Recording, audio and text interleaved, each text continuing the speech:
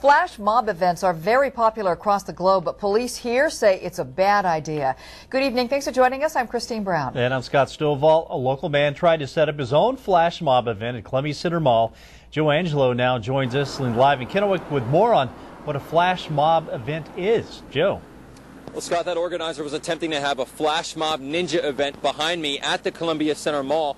Now, this is where hundreds of people would come dressed up as ninjas. They would assemble at a set time and eventually create mayhem for a little while. They would also leave as fast as they arrived. Kennewick Police and the city attorney told me today this is a very bad idea. Flash mobs are all about shock value. Look at this unsuspecting man casually walking down the street.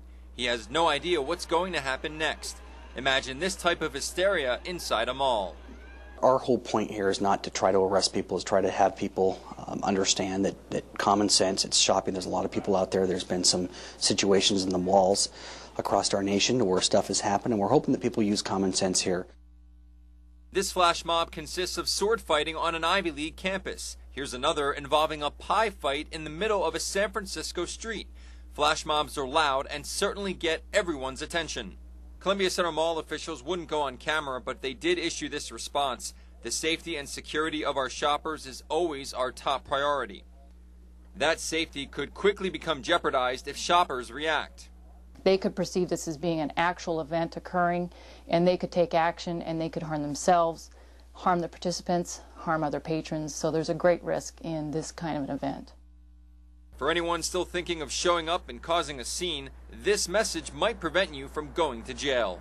We're hoping that this is a non-event, but if they do come to the mall and they do create some type of a disturbance, then certainly we'll be available to take appropriate action.